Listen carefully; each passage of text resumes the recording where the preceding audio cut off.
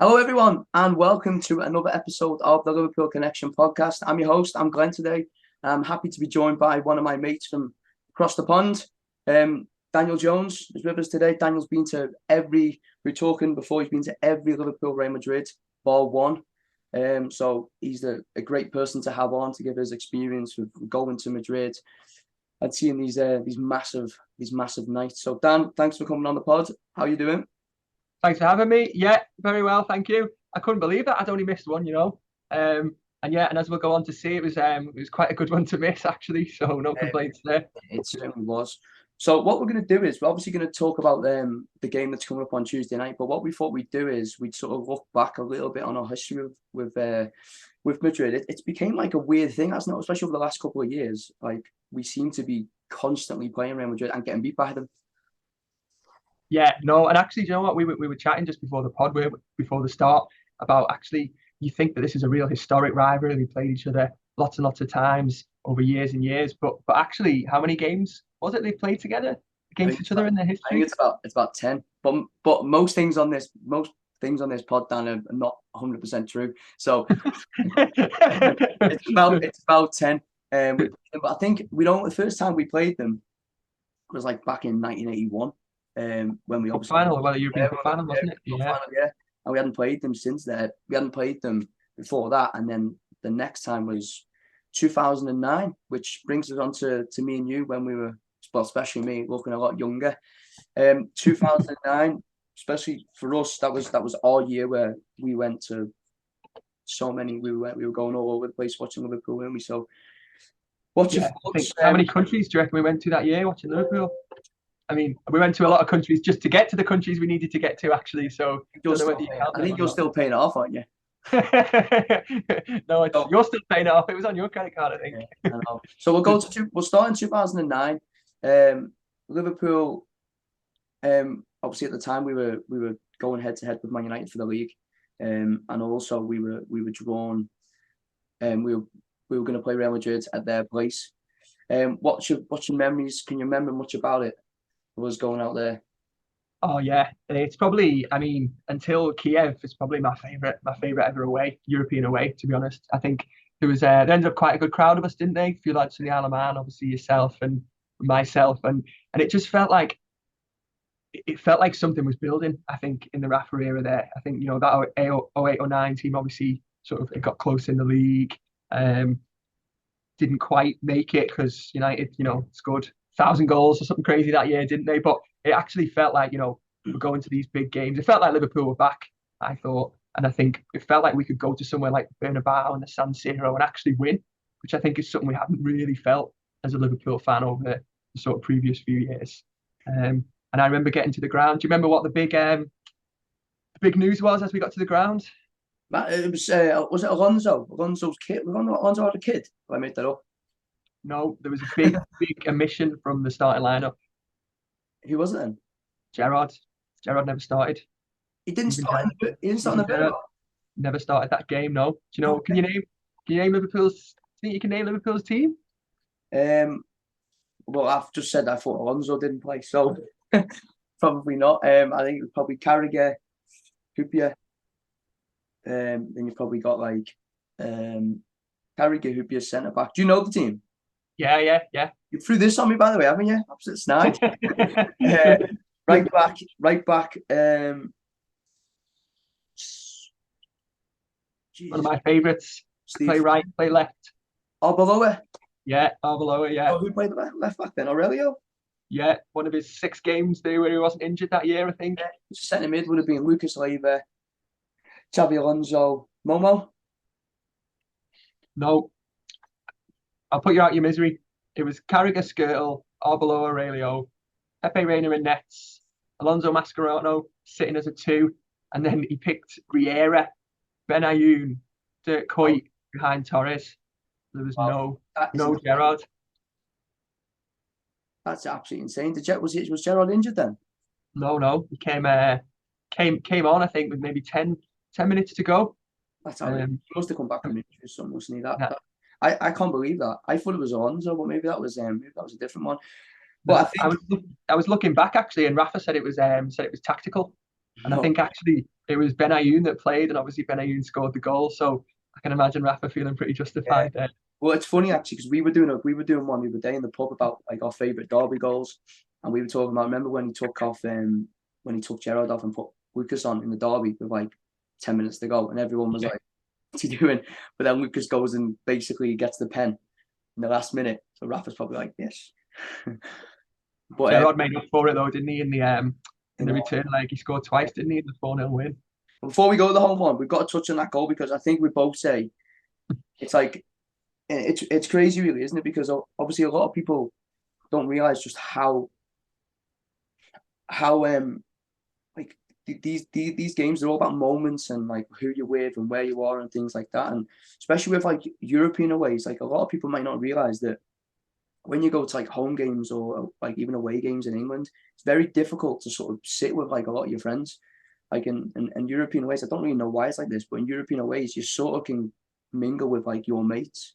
And there was like 4 or 5 of us, and like because we were all in there, we were like at Real Madrid, obviously the biggest club in the world with like 2 million European cups. And yeah, do you want to talk us through that goal? Because it is quite a Oh, funny one, isn't it? yeah, I could talk about that goal all day. So I remember we won a free kick, didn't we? I think it was right hand. Well, I don't think because I've watched it back a million times. It was right hand side of the penalty box. I think Coit like backed into someone, won us a foul, and then I remember and sort of like we're on the 83rd minute, 83rd minute, and like it had been a typical Rafa away performance. It had been tense. We hadn't given away a lot of chances, hadn't really created much. Torres obviously looked his usual dangerous self in behind, and it was very much, that was the model really for away games for Liverpool under Rafa, was not to concede too many chances, look to hit Torres on the break, and Gerrard played as a number 10. Actually, a lot of people won't remember, but that year Gerrard played behind Torres, which I think when you think of Steven Gerrard, you think of him as the classic box to box, don't you? But Rafa obviously had a different plan for him and scored 23 goals that year, so it worked. But yeah, so Coit backs into the defender, we win a free kick. Everything's a bit tense, and you turn to me and you say the famous Typical, words. typical negative arsehole. Yeah, go on. You say the famous words, Dan, when do we ever score from set pieces? And I looked at you as the ball was floating in, and I went, the ball was floating into the box. I went, now. And then Yossi Benayoun, all 5'9" of him, rises above Cannavaro and heads the ball in the goal. And we go absolutely wild. And you're looking at me as if I'd just predicted the future, as if I had a crystal ball. But I think if you'd have asked me that question during any game, I'd probably have said now, because I was quite an optimistic, positive Liverpool fan. But it's just a moment, really. And like even talking about it now, I can remember the feeling. I remember that outpouring of elation and, looking, and there was a big group of us all stood together, which, as you say, you don't really, with home games, you have to stick to your seat, which is fair enough, obviously, for safety purposes. But with the European aways, there's a little bit more freedom, isn't there? So you get to enjoy these like massive, massive moments and like moments of euphoria with your mates, and that'll live with you forever. That I enjoyed that so much. It's funny because after that we've just beaten Real Madrid, and then we've got back. Dan lived in Liverpool then, so we went back to Liverpool, and I don't know how I got all this time off work, because I think on the Saturday or the Sunday we had Middlesbrough away, and we went to Middlesbrough away.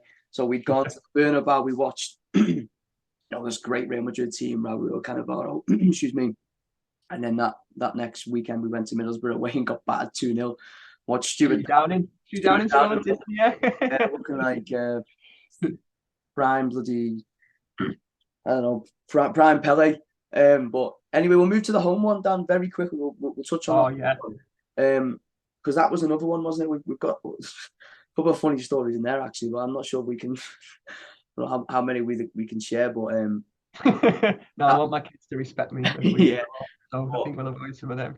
Just an insane moment, wasn't it? Seeing people like Josena score, and I think Jay Spearham was on the pitch as well. It's just absolutely. Who we'll touch on later, because there's a bit of a theme with him, isn't there, in these games? But no, I think that was the Liverpool were electric, weren't they? And I think if that was the archetypical away performance under Rafa, the 1-0, that was like the best of Rafa at home, wasn't it? I think we beat Real Madrid 4-0, we beat Villa a few weeks later 5-0, and like it was just pace, intensity, and like just tactical discipline as well. I think Liverpool was so solid. They had quite a sort of reserved like back six really. The full backs didn't get too high up the pitch. Alonso Mascherano sat in, and even the wingers, whether it was Riera or Benayoun or even when Babel played, they were compact. It was all about balance, and it was all about hitting Gerrard and Torres early, wasn't it? And like that was the prototype for that game. We were electric, and particularly Gerrard and Torres, they just couldn't cope. Madrid's back four just couldn't cope with them, and I think Gerrard scored twice, didn't he? And then things are flying for you when Desaina's scoring. And it was just, for me, it was the pace of movement for Liverpool. I think we'd gone from like that away game where, as I say, it was very tight, we were very slow, and then actually the home game, the tempo and the pace was frightening, and I think we took Madrid by surprise, really, perhaps because the away game had been so slow.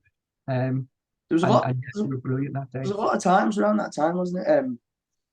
Where you see these massive teams, and like they'd come, and I don't think they really understood like what Anfield, especially around that sort of time, because we like, I'm talking like 05, 06, 07, whatever. We weren't that great in the league. Obviously, 08, 09 we went really close. We weren't that great in the league, but when it came to Europe, like you just fancied yourself. You just fancied Liverpool at home against anybody, didn't you? It didn't matter who they were. You just fancied them against any team. But listen, we'll move on, because I want to go on to a time where we played them in 2014-15. Do we have to? Can we cut this out? I know, yeah, I know. So we'll talk mainly about the away one, really. Again, this is the only one you haven't been to, isn't it? Lucky you. Yeah. Still, obviously, but yeah, the only one I've not attended. It's the one where, like, so for me, when we got beaten that the last game of the season by Stoke 6-1, and there was a lot of people grumbling then about Rodgers and saying, maybe it should be time to go. I'll be honest, I wasn't. I was sort of a bit like, well, we should give him a bit more. We should give him a bit of time. But this was the one for me. And I know you've got similar feelings. Like when he put this team out at Real Madrid and pretty much just said, "Oh no, we've got to basically just said we're going to get beat anyway, so we'll just put out some absolute puddings." What was your thoughts on it?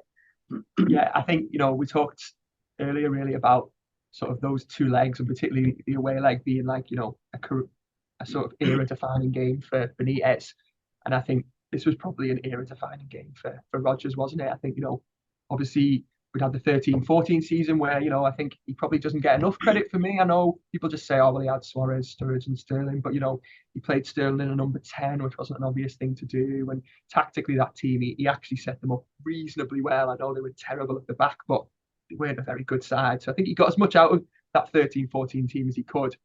But then I think moving into the season after, to go away to the Bernabeu and leave, Sterling, Gerrard, he left Balotelli on the bench, but that might not have been a terrible thing. Henderson was on the bench as well, and to just basically wave the white flag before you'd even got there and say, oh, we're going to protect these players from injury, particularly when it was a season where it wasn't really like we were chasing anything anyway. We weren't a few points away from the league or a few points away from top four, and then, to go and play. I mean, the front three. Do you want to hear the front three? I think I know it. It's Markovic, Barini, and is it Lallana? Lallana, yeah. It was obviously, he good servant for Liverpool, and I think, did a good job. Probably just wasn't quite good enough in the end. But, to say that then Lucas Leiva and Chan played in midfield when you could have had Gerrard on, you could have had Sterling on, you could have had. I know it was early days for Henderson, but he's still better than all them lot, wasn't he? And I think a lot of this also stems back to like what we had with Benitez in Europe, and especially away from home. We always had that mentality. It didn't matter where you're going. Like we'd go to. I remember I was going to the San Siro. I remember I was going to Atletico Madrid away, and like we just touched on Real Madrid away. Every time we went, like we had that feeling. Everyone had that feeling. Liverpool are going to get something tonight. Even if we get a point, we're going to get something. So the thought of going in and just, and if I remember rightly, I'm sure we had like Chelsea on the weekend, or we had like a big game and he sort of and he'd be worried about top four. But yeah, that mentality was just well, it wasn't great, was it? It's the second time in a row Gerrard hadn't started a game in the Bernabeu and he was fit and available. Oh, there you go. Only the best stats from here. I'm glad that you're here, Dan, because it's usual shite when it's not. Touch very quickly on the home one because I think that's when you fell in love with Isco. Yeah, I got. I do have a habit of overly investing in footballers based on one game. Mark Gonzalez being the ideal case study for that. Nice. I watched Real Madrid apart in like a nothing cup game and was like, he's the saviour. But yeah, no, the home game, we just absolutely played off the park. Isco was sensational. Ronaldo scored. And we were nowhere near them. It was only 3-0, but that's because they stopped playing at about 50 minutes. Just tactically, we were way off them. Technically, we were way off them. And I think, those two games, really, the home and the away game, was, I think, probably quite rightly, it was in the beginning and the end for Rodgers, because it just made us feel like he didn't appreciate the size of the club a little bit, I think. And, I think, as you said earlier, no matter what Liverpool are doing in the league and how they're playing, there's something special about Liverpool in Europe. And I think, the atmosphere we create at Anfield and the way, we have a big away following and what that brings to the team, I think was really underestimated by Rodgers. And the result was, probably the worst 180 minutes of football we played under Rodgers, really. Well, we did get beat 6-1 against Stoke, Dan. So yeah, I know, but that was the end. That was the end, wasn't it? It was. So a bit of a weird game, that. But so we're obviously getting a little bit closer now to the time that we're at with the Cup. So we look back on like a defining moment with Rafa, obviously massive moment with Rodgers, and now the next time is in Kiev. This is probably my favorite ever one, actually. I think maybe other than the San Siro. But I think, really, favorite European away ever. Yeah, I think the San Siro, that we could do that one on a different show, but I think Kiev was special, and what we want to talk about it is because it felt like obviously with Klopp there was loads of stuff building, the fact that we'd already been in the Europa League final. And you can see Liverpool were obviously gradually getting better, but this one was like the start of something where you just felt like this Liverpool team were. I think in 2005 and 2007, you can't honestly say Liverpool were one of the better teams in Europe. Really, it was very, very good tactically. But when it was starting getting to 2018, like this Liverpool team's not. They're going to be knocking about for the next couple of years, and that's been proven right. What's your thoughts and memories for Kiev? Yeah, so I suppose the trip, I remember flew into Riga, didn't we? Obviously getting a direct flight to Kiev was extortionate. So we did one of our usual, Glenn and I don't know if he's filled you in on previous sort of editions of Liverpool Connections, but we would take the most bizarre route to get to somewhere whenever we could, take in a few other countries, and we'd sort of pretend it was for cost saving. By the time you added up all the extra hotels and pints, we probably spent the same, but got to see a few extra countries. But yeah, flew into Riga, and I actually remember the final being really well organised. I like even sort of getting to the ground was smooth, getting in was smooth. The ticket check was quite far away from the stadium, so they had a first check, then a second check, and even the entertainment, the fan squares, which often aren't the best places, but it was really, really enjoyable day. And then I think getting to the ground, it felt like a game we were going to win. I was pretty, and I mean, I'm normally confident Liverpool are going to win, but I was really confident. I think slightly disappointed to see Milner in midfield, but no, it was a few years ago, wasn't it? But yeah, no, I think for me it felt like it wasn't going to be the last final we attended under Klopp. I think it felt like no matter what happened that day, this was the first of many. And I know that's easy to say now with hindsight and with the what this team's achieved. But I think that was the general feeling, wasn't it? We just all felt like we're Liverpool, we're back. If we don't win this one, we'll see you again next year. Yeah, I think it's funny because I remember us like the night before the match. I don't even know where we were. Where were we before Kiev? The night before we were Riga. Yeah. We flew in the morning. The morning of the game, we had like a 6 a.m. flight, maybe 5 a.m. flight. It was really early. I think I don't remember, but I remember us being outside and just having like a couple of little quiet beers because we had like a really fight to Kiev, and I remember us going like, it's mad thinking about it now, but us going, you know what, we can get out there midfield, you know, we've got energy, Modric is dead old, which is old. Yeah, well, we've got loads of energy and we'll be all right. And just look at that now, and they're still not, they're still playing now, still winning European Cups and I stuff. know. I think I said Danny Carvajal was done, didn't I? Yeah, that Oh was no, the final. that was Yeah, that, that was the last Paris, final. wasn't it? Yeah. Yeah, But no, yeah, it's funny. You were right because we were actually you were looking at that like Kroos and Modric midfield, weren't you? And thinking, do you know what, they're coming to the end, those boys, aren't they? You yeah. know, we'll be. And we had, obviously Wijnaldum, Henderson, and Milner. And I think we probably thought we were going to have the edge in terms of energy and covering the ground in that midfield, but see, we just couldn't get the ball off them, could we? Which is a bit of an issue. 4 years later, they've won about 3 European Cups each still, but yeah. The old fellas, yeah, they keep winning Yeah, Europe Cups, yeah. But we'll move on. Before we Got move to talk on, about Karius, haven't we? We're not got to talk about Karius before we move on. well, it looks like he's going to play in the cup final, actually, doesn't he? Don't do it to him or to yourselves. Don't do it. It's going to be awful. It was awful, wasn't it? It felt. I mean, it's the best goal I've ever seen live, ever. Seeing the Zidane one, seeing the Bale one, and then seeing that was probably the worst goal I've ever seen. I think that sums the game up perfectly, doesn't it? It's the worst goal you've ever seen Liverpool like at a game, and the best goal you've ever seen, and like just the time it came in the game as well. And I think like Liverpool actually, do you know what, they responded quite well. Mane was Liverpool's best player, as it was quite often the case in finals for me that day. Like had energy about him, had determination about him, scored the equaliser, and then Liverpool were pressing. I think Liverpool were looking good. They'd sort of overcome the shock, the Karius mistake quite well, and then he just comes on and does that, and then obviously Karius probably at fault again for the third goal, isn't he? And then just all unravelled, and yeah, it was awful. It was awful. But even during the defeat, you could appreciate that goal, couldn't you? I think it was just the technique to come on straight away and do it. Like ball, it looked like a nothing ball floated in, didn't it? I was like, oh, it's too high that it's just going to float over the box. And then the next thing you know, like Bale's kind of like almost suspended in midair and the ball's in the top corner, and you're like, oh no.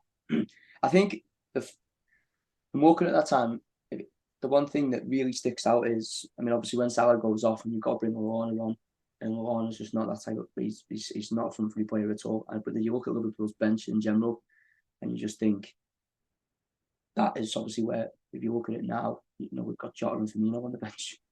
In the last final, we've had Jota and Firmino come off in the last final. I think that's one of the main differences. Is it our bench at the time was absolutely, it was nowhere near it. That was sort of the main factor. They're bringing Gareth Bale on the bench, and we're bringing Lallana on. But yeah, before we move on to the actual main games, and you've got a little sheet, haven't you?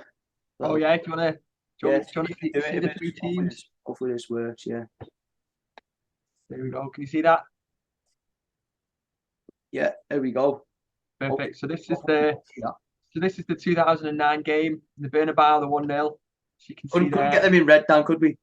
No, sorry. I did try, but my paint skills weren't quite up to scratch, I'm afraid. But but yes, you can see there. Obviously, Gerrard played behind Torres.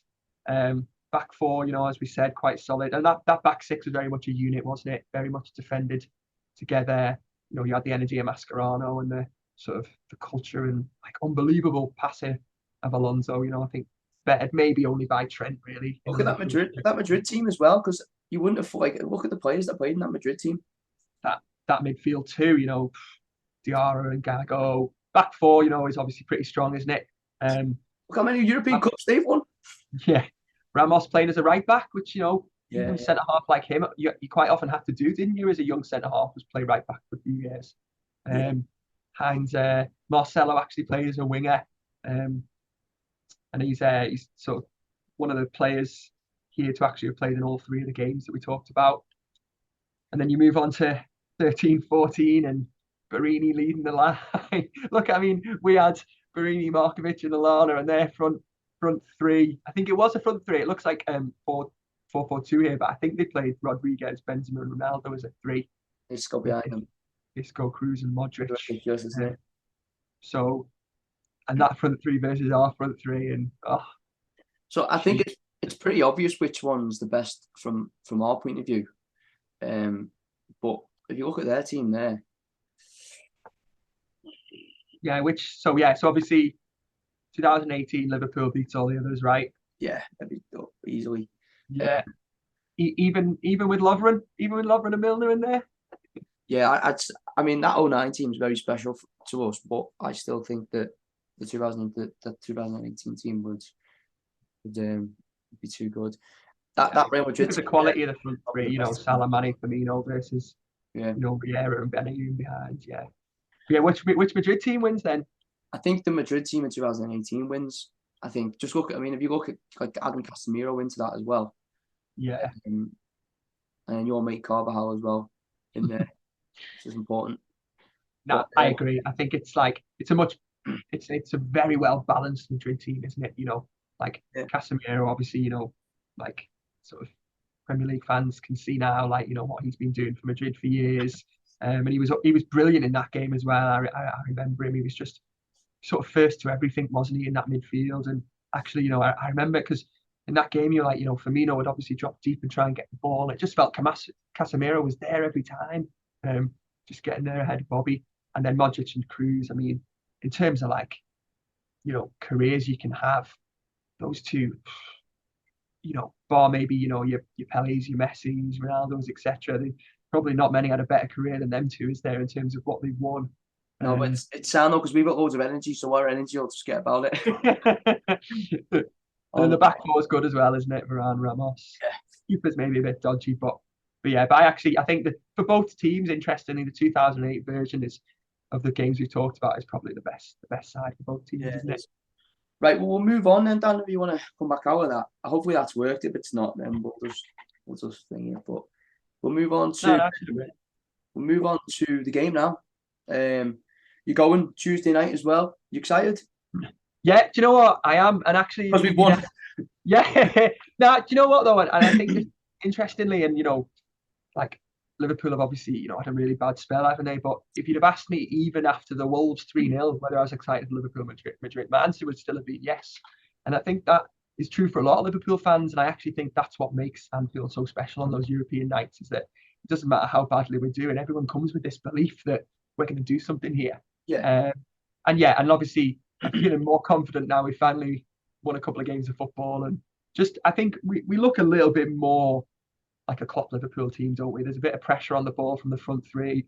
The midfield three are protecting the full-backs, and we're creating chances in behind. So yeah, I'm still, I'm always worried when we play Real Madrid, because they seem to beat us all the time. No matter how good we are, they seem to beat us. It's crazy, isn't it? Because like I was saying at the start, we've not played them that many times, but the last I think the last 5 years or whatnot, they've just knocked us out every time. So they knocked us out in the COVID year, which we've all forgot about, and obviously they beat us in the two finals. They always seem to have our number. But you're looking into teams from yesterday. Obviously, we don't know fully about Nunes yet.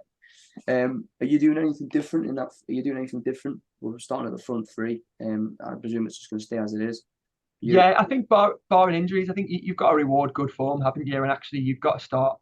I know you've got players coming back with Jota and Firmino, but I think, Jota looked quite sharp against Newcastle, but I thought Bobby still looked a bit off the pace, which is understandable given the length of time he's been out. And I think if Nunes is injured, I'd play Jota there. But if he's not, I'd go the same team again. I think, they actually start. They're looking like they're starting to form a little bit of a connection. They're starting to understand each other's runs a bit. I think Gakpo's been good, hasn't he? Gakpo, the last couple of games, I know he's obviously scored the 2 goals in both games, but he started to really do well. And he's sort of, there's bits of Firmino. I think there's really bits of Firmino in his game that's helped as well. I think that's why he plays through the middle, isn't it? I think, for all of Nunes' strengths, runs in behind, energy, aggression, pressing, and pace. I think that his link-up play is somewhat missing, and I think Gakpo he's a lot better at that, isn't he? And I think if you're going to play... How do you reckon he'll do against your mate, Danny Carvajal? Oh, I'm done predicting the demise of Tell him that Carvajal. one then.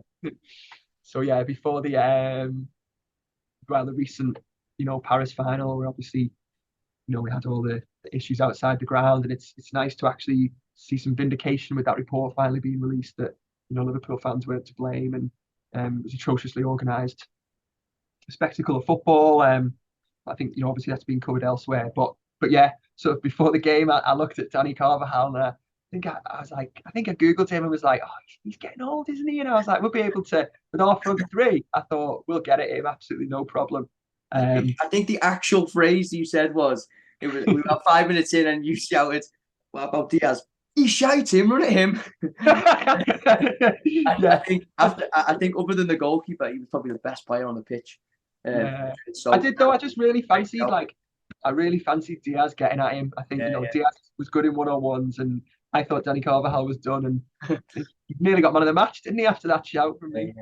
Yeah. So anyway, centre back Matip, Gomez. What would you do? I think what if Van Dijk can go again. Van Dijk might play, won't he? But who would you do? Yeah. Gomez. I'd probably do Gomez. I think. Yeah. Yeah. Keep a bit of consistency and value his pace as well, going back if we need it. I think I'd do Matip. And I think that's probably why I never played at the weekend. I reckon I love Matip bringing the ball out. And I think when he's on it, like you seen last year, he played mostly. I think that's the best. I think it's the best player. So I would go with Matip. I mean, this year they've both not been great, really, have they? But do you think when with the midfield, sort of obviously without Thiago, it's a lot more solid, isn't it? Which has been good, but you do lack a bit of creativity. Do you think maybe Matip offers you that actually from centre half, really, with bringing the ball out? Exactly, he definitely does. And I think with those three in midfield, the fact that we're able to take, the young lad off and take Henderson off, it's perfect, really, because now they've now got 55 minutes or whatever come off, able to rest now for the Madrid game. I wouldn't do anything else. It's funny actually because I was I seen something about Madrid and it was like, oh, Benzema and Toni Kroos might not make it. I was like, oh, sure. And then looking at their midfield and it's like Camavinga, Modric, and you're like, yeah, okay. Tchouaméni as well. Yeah, Tchouaméni as well.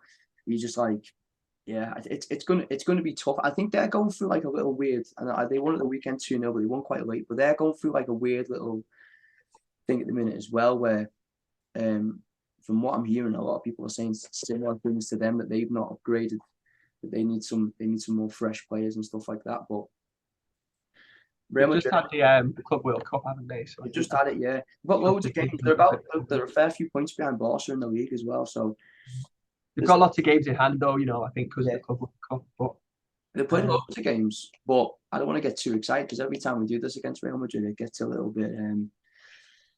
They're just on nemesis. They're just on nemesis, aren't they? In a minute. Yeah, never seem to beat them, do we? So what do you do? Same midfield three as the weekends? Yeah, same midfield. Backs, obviously, same. What's your thoughts then? If you're going to give it a prediction, what would you say? That's a tough one. That I think 1-1. I go 1-1. Do you? 1-1. I think I probably take that. Yeah, I probably would. I probably would take 1-0. Get back to their place. A little bit of pacing behind, stuff like that. I wonder. No, I fancy us.